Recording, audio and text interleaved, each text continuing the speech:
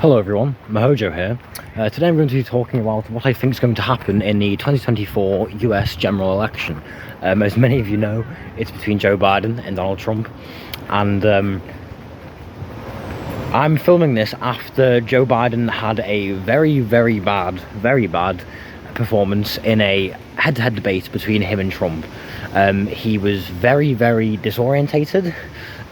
He stumbled over his words a massive amount, and if you didn't see it, let me just say he really reliably put across the image of someone who is far too old to be doing many things, especially running a country. He can't communicate really anymore. He cannot communicate.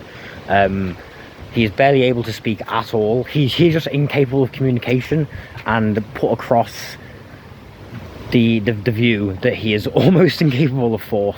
So Joe Biden is extremely old, and you might think, oh, who watches debates? Well, apparently a lot of people, about 50 million people watch that debate, and even those who don't watch debates will see clips of debates. They'll see him on Instagram, they'll see him on TikTok, and there is no denying it is an objective fact that after the debate, Biden's poll numbers went down by over 2%. Trump now leads. I'm just going to say vague figures here, because obviously polling can be very unreliable. So I'm just talking about the vague average of polling I've seen all across the board. So this is everything I've seen. Trump has gone from basically just about leading Biden in the polls, enough to put him outside of, you know, the swing, whatever it's called, the variance. But never mind. 0.1%, 0.2%, 0.3% in front of Biden. He's gone from there to now above 2% in front of Biden. 2.3, 2.4, 2.5%, that sort of thing. So basically he's been put up 2 percentage points because of this one debate, which has never happened before. That is completely unprecedented. A presidential performance in a head-to-head debate has never been so bad that it's put the contender in just literally a few. There's no way this could be a coincidence, because this happened in about 5 days. In 5 days, the swing went from basically neck and neck to Trump 2 points ahead. So do I think Trump is going to win? I think that it is genuinely 60-40 to Trump. I, before the debate, thought that it was 60-40 to Biden because of the massive cultural bias they have in America against criminals. Because obviously, you know, people might know that there seems to be more of a cultural bias against people who've been charged and convicted of crimes, especially felons, in America than there are in a lot of other countries. Obviously that's a subjective thing, but I just think that's the truth. That's what I've seen. It's a personal thing, obviously you don't have to take it to heart. But obviously Trump has been convicted of 34 felonies right now, so that was looking like it would put him behind, because that is just such a deeply ingrained thing where Americans just do not like criminals in general. It's a weird culture. But this debate being so bad, that 2%, now if you don't know about polling, you might be thinking, that 2%, what does that mean? If a poll has, not a poll, but if polling in general, polling aggregates, have a candidate 2 percentage points ahead of their rival, what does that really mean? Is there still a chance that that's off? Now, margin of error, that's the word I was looking for before, phrase. But no, 2.3, 2.4, 2.5% is not within the margin of error of most polls.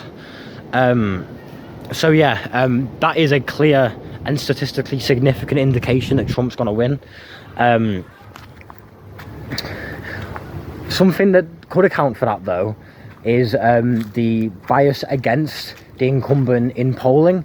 There's a weird sort of flipped bias that happens sometimes where in the actual vote, in an actual election, an incumbent, this isn't just in America, this is in most countries, the incumbent leader will have an advantage.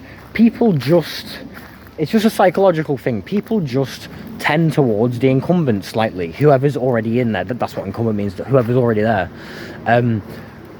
But in a lot of polling, if you're going through a time of crisis or a time of chaos, or it doesn't even have to be chaos, but just a time where people have less faith in their leader, in polling, not in the election, but in polling, you can actually very often get a bias the other way towards the contender, because people are pissed off with the incumbent. They'll just say to pollsters or people who are on the fence, who maybe in the moment that they're switching and they're like, fuck it, I'll just say the opponent. That's what people sort of theorise anyway, but for some reason that does happen, where a lot of the time, if the incumbent leader is acting so badly, obviously you've got this genocide in Palestine that he's aided and abetted, then I can't even remember the controversies now, but obviously of this debate, there was another thing, wasn't there? But oh yeah, he did nothing while the Supreme Court overturned Roe v. Wade. Didn't pack the court, didn't do anything, doing nothing about the Supreme Court now. But yeah, people right now really don't like Biden because they've kind of been lied to and misled about how bad he is and how old he is. And it's not just this interview, but in the past few weeks, you've been seeing that basically anytime he has a camera on him, he messes up massively and just has this big, drawn-out, confused moment. But yeah, so because of all the mess-ups and because of the reasons that people don't like Biden right now, they hate him, this may be causing a big polling swing towards Trump. But I would say that, realistically, when you see things like that, again, it is only normally 1%, 2%, 3%, that sort of thing. You don't get big swings, and you also don't normally get tiny swings, but whenever an incumbent is hated, you do sometimes get this 1%, 2%, 3% swing back the other way.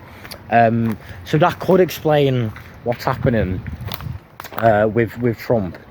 But really, it is very close. There is no clear person ahead, and if anyone says to you, and if any analyst, I don't care if they've got a PhD, I haven't got a PhD, but I don't give a fuck, I'll say this to him: if anyone comes out being 90% sure or more about the result of the US election, they're talking absolute shite. You cannot know. I'm almost agnostic about this election, but I think it's 60-40 in terms of Trump, just because of that big polling swing, and the fact that this is going to grow.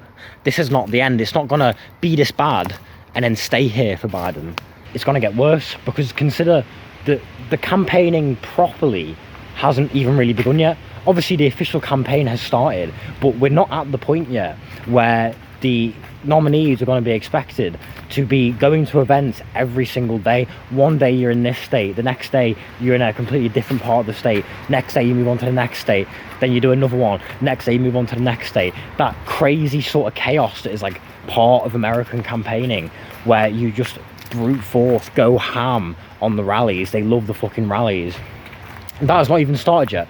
Normally that would start in, like, I don't know, August. In August you'd start doing that sort of stuff. So for the past 2 years, and kind of arguably his whole term, but specifically for the past couple of years, the White House and the Biden team specifically have tried to kind of hide Joe Biden, because obviously he makes a lot of gaffes, he gets confused a lot because of his state, because of his age, especially when he's tired, which you will be if you're the president. Now we're getting to a point where, for the first time since 2020, he's gonna have to make often unscripted, big public engagements in front of cameras. And because of how close this race is, if they want that to be effective at all, they will have to do that crazy going to a rally every day or every other day sort of thing. They will have to keep up that pace for months. Otherwise, it's going to be so conspicuous, extremely conspicuous through absence, that he's just not campaigning. And Trump is going to be there every day. Trump is going to be on stage every day. And Trump can capitalise, because Democrats can't capitalise on rhetoric. They are shit. They are so shit at telling the public what they need to know. But Trump communicates very extensively with his base. He would be on stage every day shouting and frothing at the mouth about how dead Biden is, because he's not campaigning. If they don't try and make Biden campaign intensely for August, September, October, at least September, October, Trump is going to be all over it every single day. And that narrative now, because narratives are powerful, it's already spread throughout the entire American mainstream media. This is unprecedented. CNN and MSNBC, the two like sort of big centrist, like traditionally so pro-democrat, like kind of like pretend to be left-wing, sort of like centrist capitalist democrat news stations, many pundits on these stations are now openly saying that Joe Biden should step down and someone else should be the nominee. Which, again, unprecedented. This sort of stuff doesn't happen after a US presidential debate.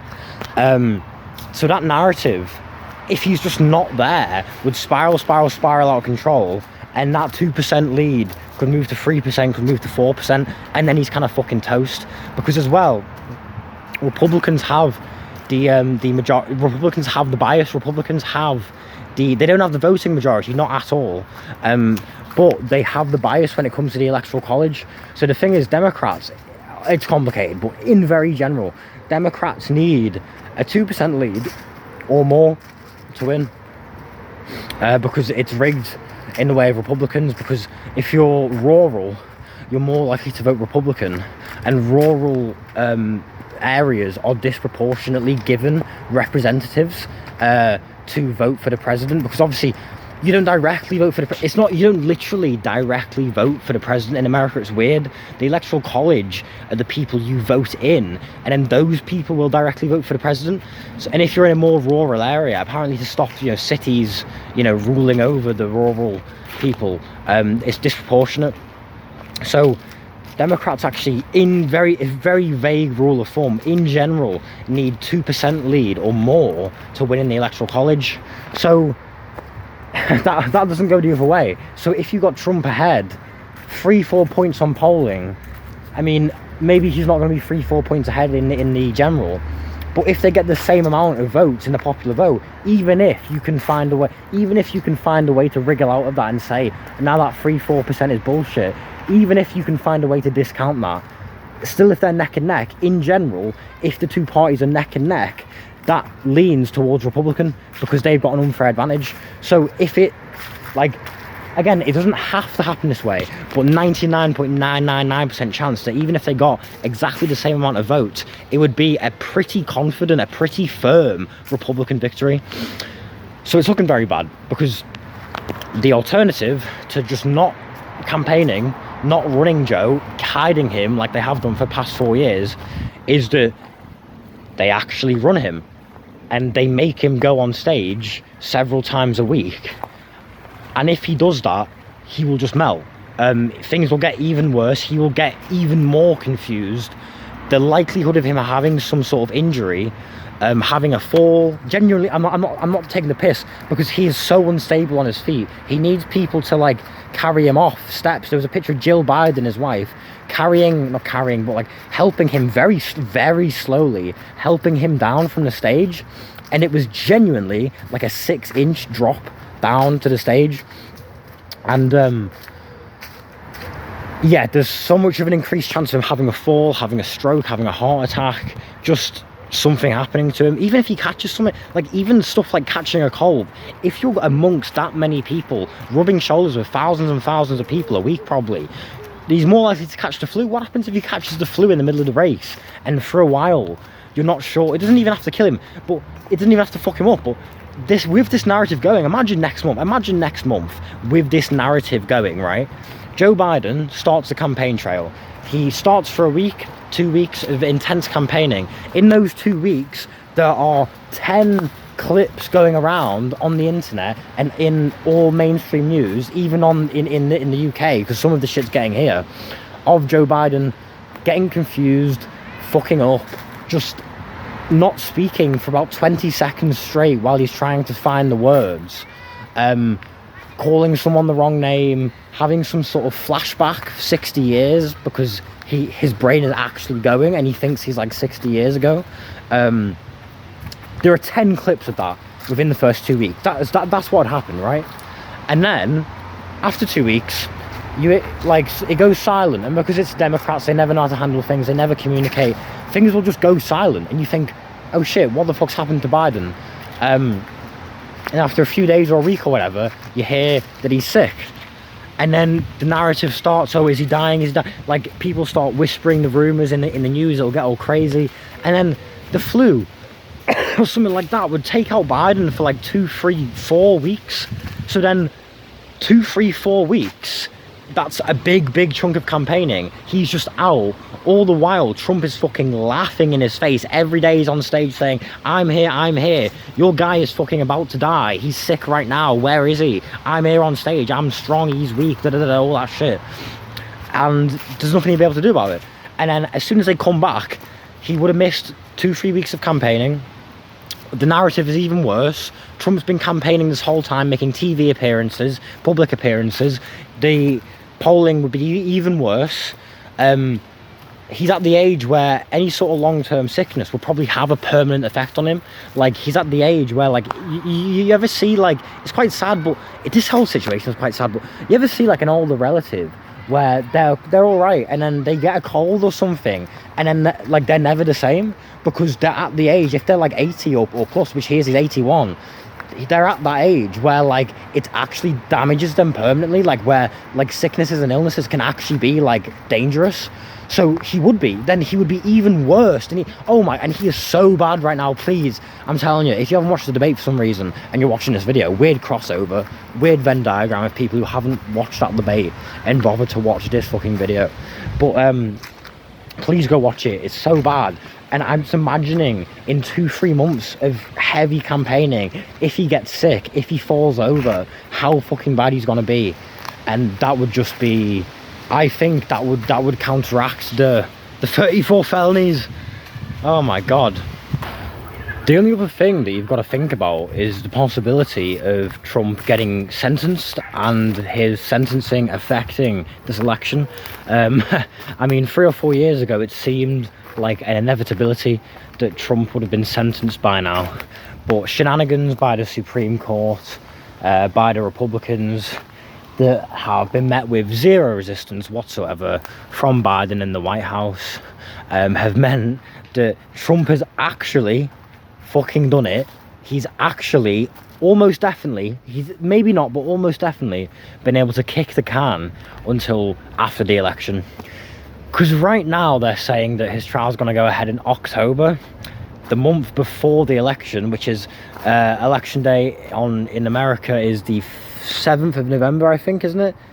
Or is it the 6th? It's the 7th or the 6th. Watch it be the 4th or the 5th or the 3rd. But it's early November, I know that. And his sentencing, sorry, not his trial, his sentencing is supposed to be happening in October. But his sentencing was also supposed to be happening last year. By some estimates. So right now I do not give any sort of credence to any sort of estimates of when his sentence is going to happen, because they're going to pull another stupid little legal maneuver and probably wriggle out of it. Obviously, if he gets put under house arrest, I think it depends on how bad Biden is.